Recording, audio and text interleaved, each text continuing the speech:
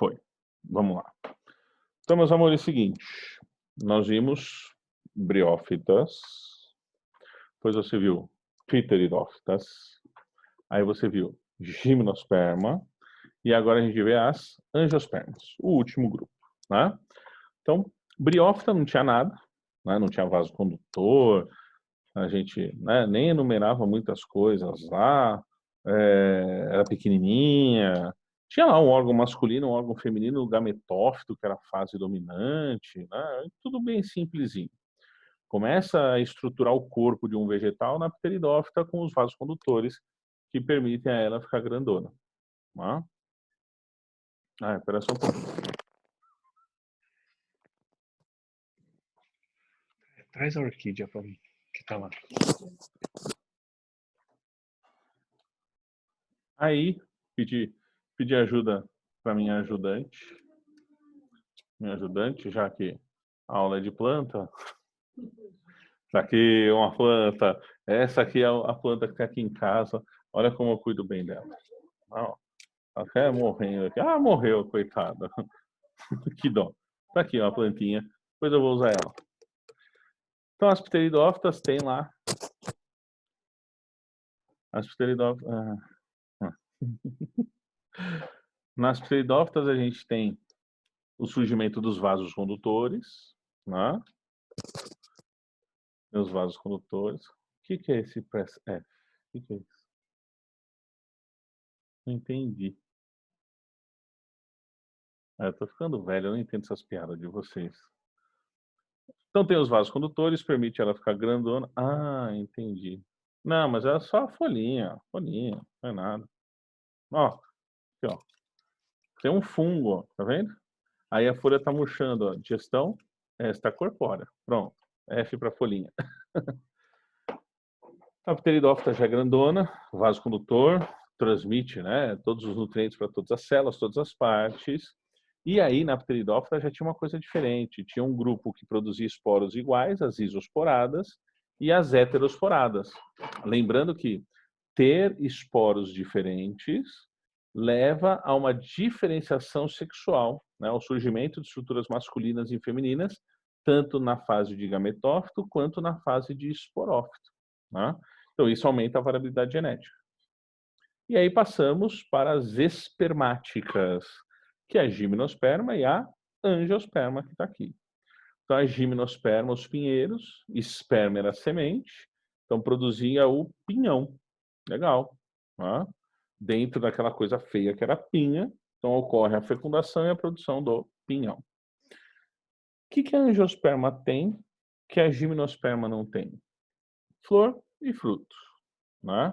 Pólen. Pólen é uma coisa da gimnosperma também, lembra? O grão de pólen saía lá da parte masculina e chegava na parte feminina. Mas flor não tinha ainda, não tem uma flor bonita, cheirosa, colorida, né? E nem o fruto, né? Porque o pinhão que a gente come é a semente.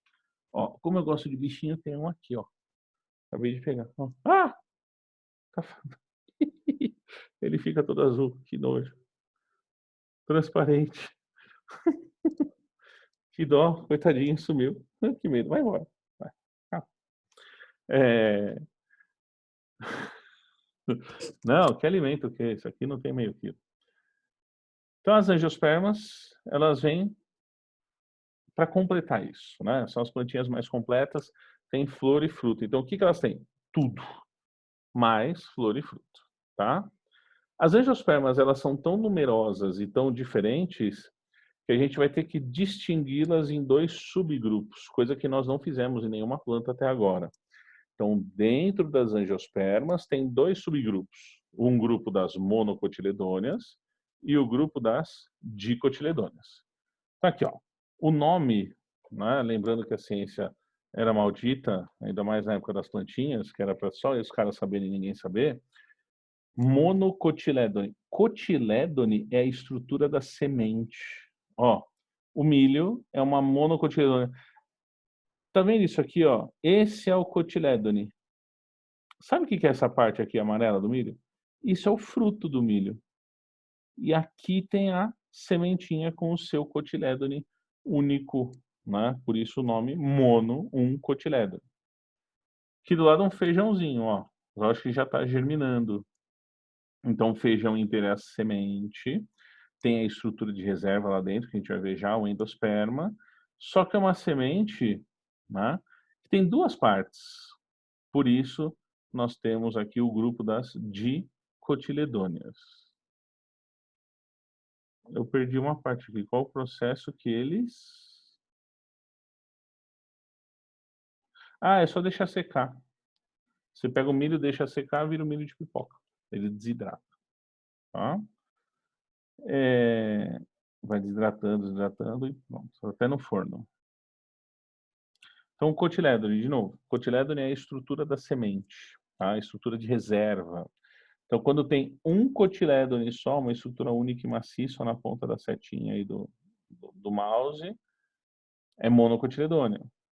A sementinha do feijão, conforme ela vai germinando, ela se divide em 2. Cada uma é um cotilédone, estrutura de reserva. Tá? Então, aqui tem 2 cotilédones e aqui tem um cotilédonezinho. Essa é a diferença que dá nome ao grupo. Mas imagina, se você tiver que esperar uma planta crescer, se desenvolver, se reproduzir para gerar semente, para você saber o que que é, então tem coisa mais fácil. Aqui, ó, folha, tá? As folhas têm umas nervuras, que são esses vasos aqui, ó, tá? Então, ó, a dicotiledônea tem uma nervura aqui, ó, que se ramifica, ó, tá vendo? A gente chama de nervura ramificada. Fico sim, para tirar dúvida no final, tá? Fico nessa sala mesmo. Então, as nervuras são ramificadas aqui, ó. Tem gente que chama isso de reticulinérvia. Nome feio, tá aqui, ó. Tem uma ramificação. Olha essa aqui. Essa aqui não tem ramificação. É essa aqui, ó. Ó. Essa aqui, ó. Tá vendo, ó? Tem uma estrutura central e ela não tem as ramificações. As orquídeas são monocotiledôneas, tá? Todas as orquídeas, as gramíneas também são monocotiledôneas. Então, tem uma estrutura única e maciça. Não. Uma estrutura única e maciça.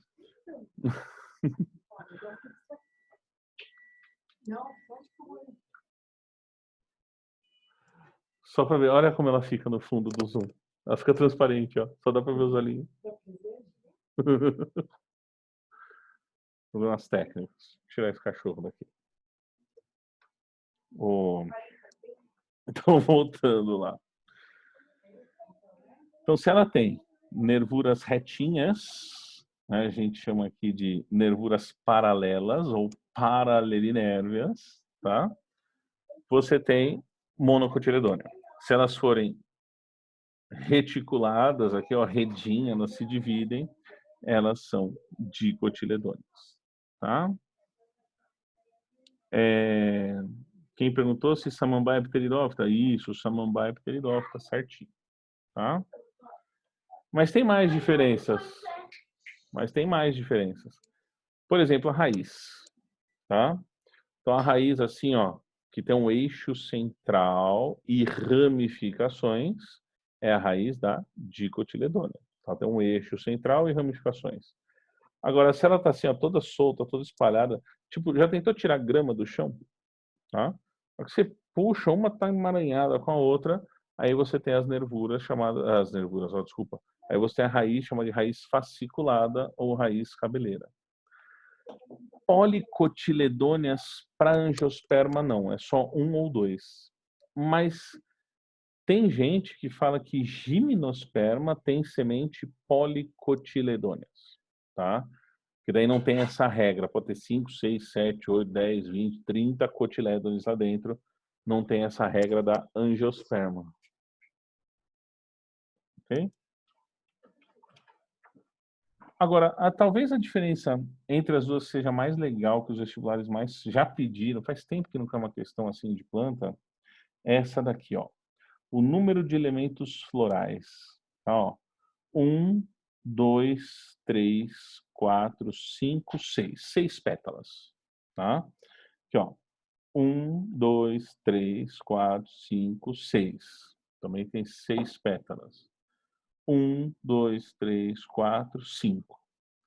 Toda vez que for dicotiledônea, ela tem elementos florais, o número de pétalas, em grupos de 4 ou 5, tá? Então, o número de elementos florais a gente fala. Então, tem 4 ou 5. Quando é monocotiledônea, é sempre múltiplo de 3, tá? Sempre múltiplo de 3. E aí, como que essas perguntas aparecem? Apareceu já, ó, sequencialmente, ano a ano, na Unicamp e na Unesp por quase 4 anos. Tinha uma pessoa andando no mato, né, louco, não sei porquê, e aí, de repente, ele achou uma flor com 12 pétalas. Se eu tiver uma flor com 12 pétalas, dá para saber se é mono ou dicotiledônea? Não, porque 12 é múltiplo de 3, que é a característica de monocotiledônea, e de 4, que é a característica de dicotiledônea. Então a questão queria que você falasse assim, ó, não, não dá. E aí você tinha que justificar, falando que monocotiledônea é múltiplo de 3 e dicotiledônea é múltiplo de 4 ou 5, tá? Vamos supor, aí teve um outro ano, tá? No mesmo vestibular que foi a Unesp, na segunda fase, o cara fala assim, que a pessoa andando do mato de novo, achou uma flor com 15 pétalas. Dá para diferenciar? Também não, porque 15 é múltiplo de 3, monocotiledônea, e 15 é múltiplo de 5, dicotiledônea. Então tem um outro jeito para classificar? Tem. Você pode usar a raiz, você pode usar o cotiledôneo da semente, você pode usar a folha. Então você vai agregando essas características para definir o que ela é, tá? Então lá, características gerais aqui, aquela tabelinha que eu montei em cada aula para cada grupo, facinho, tá? Por que essa? Porque essa tem tudo, né? Então basta a gente comentar as novidades. Essa tem raiz, caule, folha, flor, fruto, já tinha semente e tudo mais, vaso condutor. Então as angiospermas são, né, assim chamadas porque elas têm flor e fruto, tá?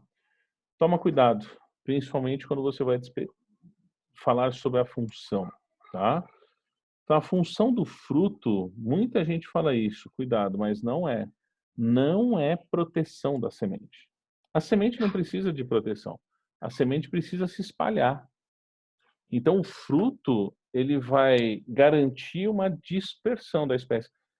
Como que era a dispersão da gimnosperma da última aula? Ela caía e as sementes se espalhavam sempre perto uma da outra, não tinha muita dispersão.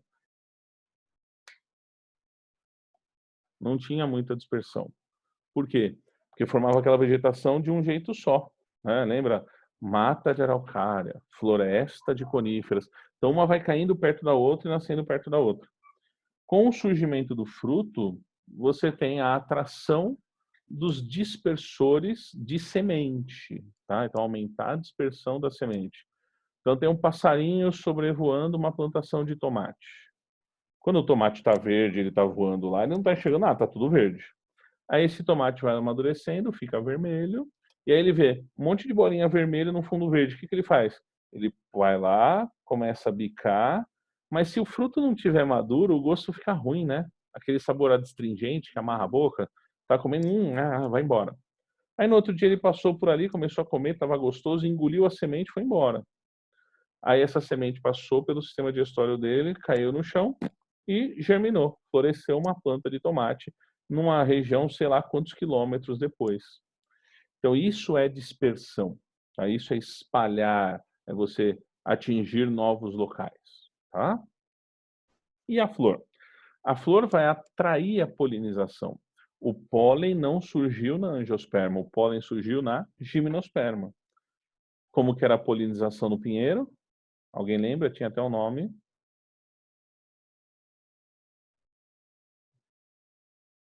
Era pelo, lembra, Campos do Jordão? Pelo vento. O processo chamado de anemofilia. Então, olha o sufixo aqui, ó. Filia, tá?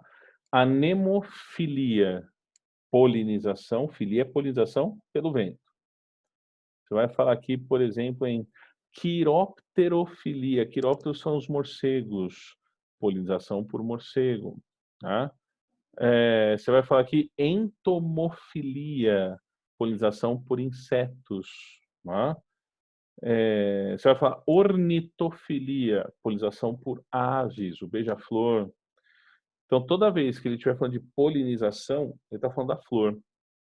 E se agora eu não dependo do vento, eu não, a angiosperma, ela não depende do vento, então a flor vai direcionar o processo, aumenta a chance de acontecer. Porque o vento é muito vago. Ah, hoje não ventou, pronto, ela não se reproduziu. Então, a presença da flor aumenta a variabilidade genética, tá? Quando a gente usa o sufixo coria, então é diferente do filia. Filia é a flor, coria é o fruto. Então, o exemplo aí, como alguém está comentando, do passarinho que comeu o fruto e engoliu a semente para dispersar a semente, foi um passarinho, você vai chamar de zoocoria, que é a dispersão da semente através do animal. Para pensar, por exemplo, coco. Coco é um fruto. Lá dentro do coco tem a semente que tem lá a parte branca, que é a que a gente come. Como é que é a dispersão do coco? Pelo amor de Deus, não tem um animal que engula aquilo. Não dá até dó. Mas aquilo lá fica perto da água e vai flutuando, né? Então você tem uma hidrocoria, que é uma dispersão da semente através da água. Dente de leão, já soprou? Dente de leão? Dente de leão é fruto. É um fruto que tem dispersão pelo vento. A gente chama de anemocoria. Então as flores, né, para atrair os agentes, elas têm características peculiares. Ah, uma flor branca que se abre à noite e está cheia de néctar. Ela estaria atraindo quem? Não, se ela é branca, se abre à noite e está cheia de néctar, ela está atraindo o morcego. Né? Ah, mas tem uma flor que ela é tubulosa, comprida, para a ave enfiar a cabeça lá dentro, beija-flor, né? Pegar o néctar e o pólen colar em volta da cabeça dele e ir embora. Então, as características das flores favorecem, né, a atração do seu agente, tá? Isso, a dama da noite. A dama da noite também está lá para atrair morcego também, né? A Quiropterofilia se abre à noite. Aí perto do cursinho tem um monte aí na praça, né? Tem época do ano que a gente percebe. Alguém perguntou aqui, o que é dicogamia? Então, ó, dá uma olhada nessa florzinha que eu deixei aqui representada, tá? Tá vendo aqui os estames? O estame, essa parte compridinha, é a parte masculina. E essa parte aqui, o carpelo, ou chamado gineceu, é a parte feminina. Olha o que pode acontecer nessa flor, por isso que ela é uma flor que está aqui didática. Ela tem o pólen e tem a parte feminina. Pode ser que o pólen caia na parte feminina dela, fazendo o processo de autofecundação. É vantagem para ela fazer uma autofecundação? Não. Então aí surge, como alguém perguntou agora há pouco, o que é uma dicogamia?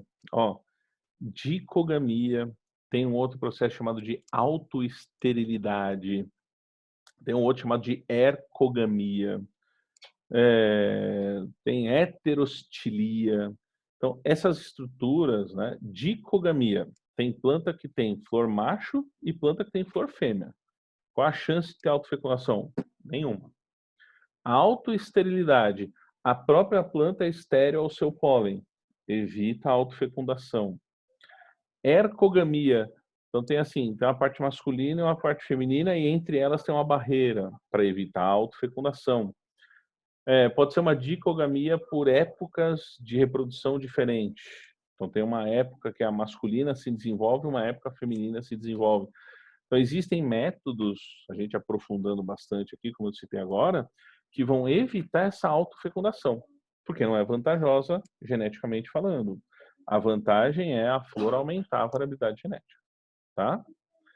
Então essa seria uma flor aqui mais teórica, né, com as pétalas coloridas, a sépala, que é essa parte verdinha embaixo, o gineceu no centro, a estrutura feminina, e o androceu, andros, né, macho, o androceu é a estrutura masculina.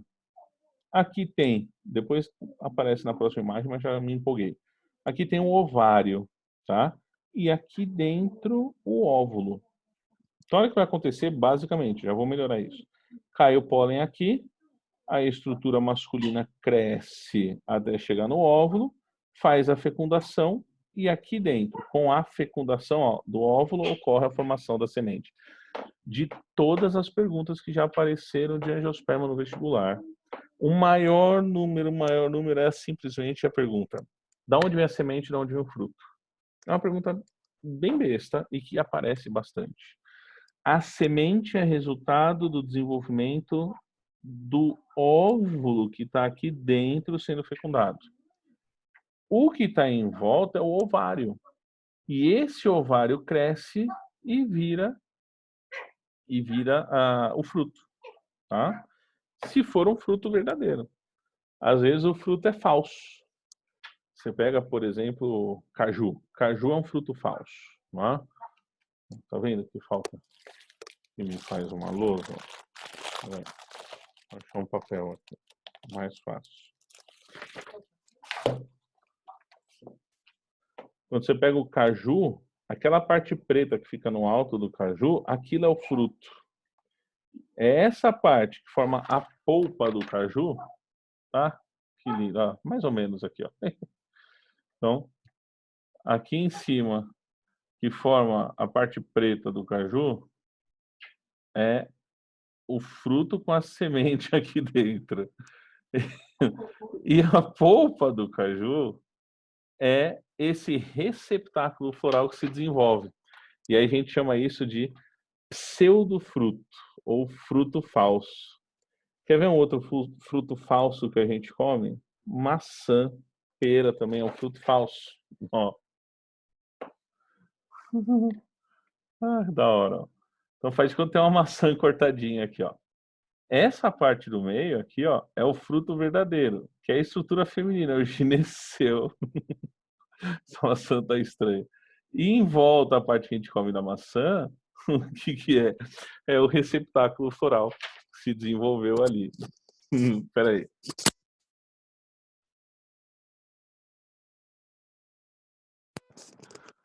Ah, então essa é a diferença de fruto verdadeiro e fruto falso. O fruto verdadeiro vem da parte feminina do ovário e o fruto falso vem desse receptáculo floral que é a base da flor. Tá? Pode usar minha maçã. Um saco verde aí dentro. Ó, vamos lá, um ciclo reprodutor, tá? Então tem a flor bonitinha. Para de usar minha maçã, mano. Pô, tá uma a maçã aqui, ó. Ó, desapareci, sumi. Se funda aqui. É. Então tem a flor. Vamos lá, sério agora que é a parte mais difícil. O esporófito dominante, 2N, a árvore inteira, lembra? O esporófito é dominante desde da... Quem arrisca? Briófita? Não, na briófita o gametófito é dominante. Tá, não me zoa, tá aqui a maçã agora, ó. Aí, ó. Aqui a maçã. Aham. Ela tá pendurada aqui, ó. Tá lá na árvore. Ó. Aqui no meio, a estrutura feminina. Pô, até essa maçã tá estranha, aí vocês estão me zoando. Aqui no meio, onde tem a semente, tá vendo? Tem uma bolinha. Isso aqui é a parte feminina, é o gineceu. Então, essa bolinha que tá aqui no meio é o ovário e a sementinha que é o óvulo que foi desenvolvido. O que está em volta é o receptáculo floral que cresceu, tá? Então, por isso que ela é um fruto falso. Não vou comer, depois eu como.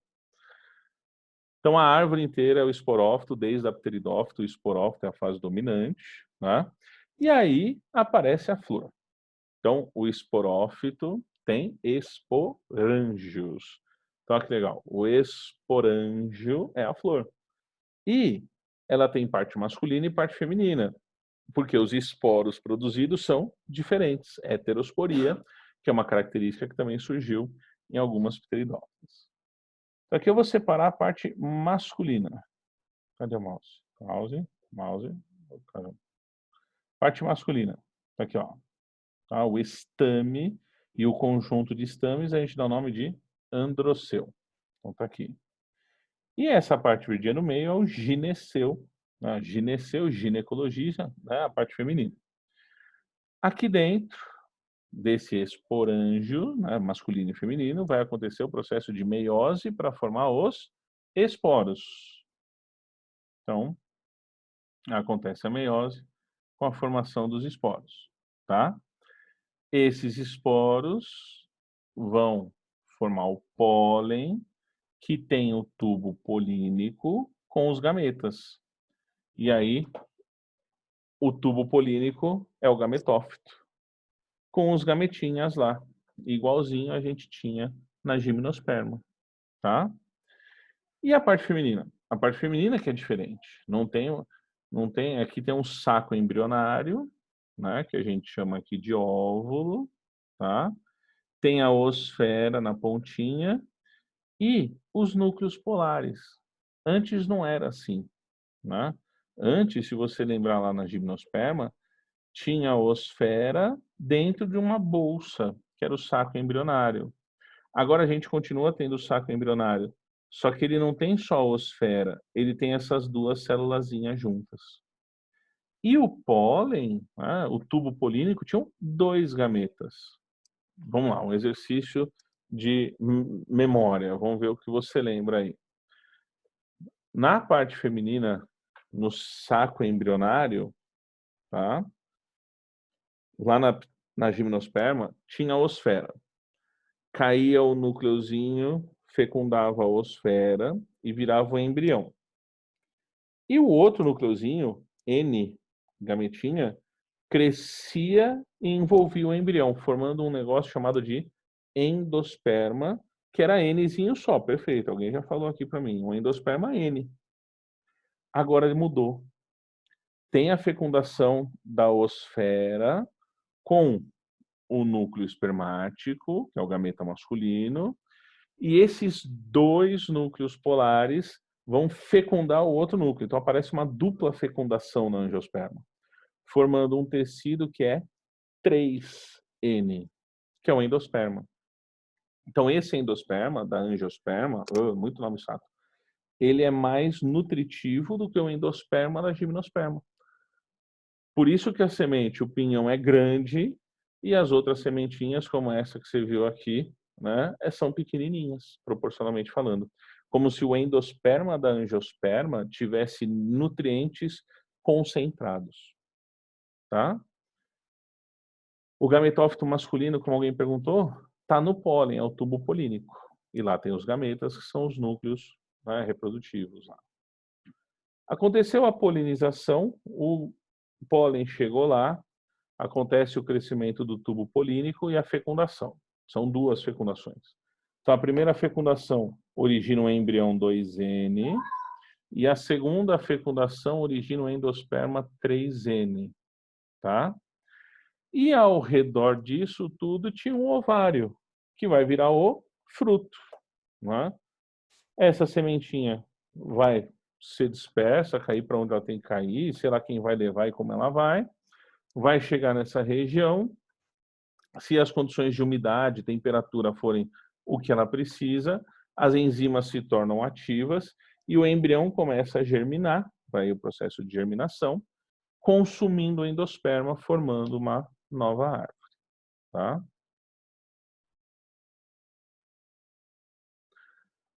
Então, o endosperma está relacionado com a nutrição? Sim, o endosperma está com a nutrição do embrião, tá?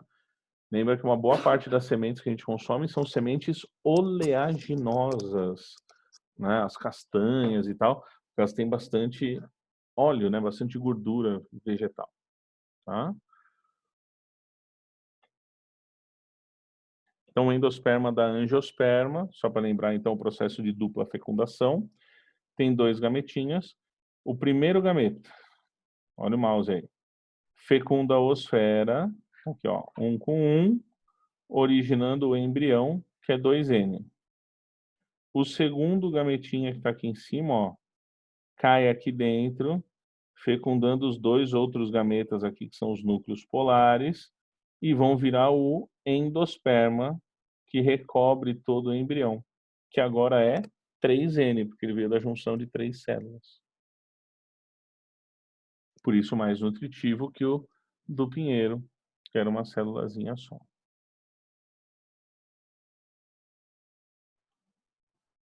Beleza? Tudo bem? Então, queridos, na próxima terça-feira a gente resolve os exercícios de planta que faltam. Vou até marcar aqui, ó. Faltam, me ajuda aí, dipteridófita, não é? Faltam 2 dipteridófita. Faltam os de gimnospermas e os de angiospermas, tá? Acho que acaba a aula, é 8h40, 7h20, 8h40. Nossa, passou rápido essa aula, hein, mano? Passou rapidinho. Alguns alunos pediram para eu ficar um pouquinho mais tirando dúvida, então vou ficar aqui um tempinho aí tirando dúvida de quem quiser. Se não, estão liberados aí, tá? O nome das duas? Duas o quê? Que nome que você esqueceu aí, meu querido? Monocotiledônia e dicotiledônia, né? O G aqui significa o gametófito, o saco embrionário. Aí ele não representa no desenho masculino.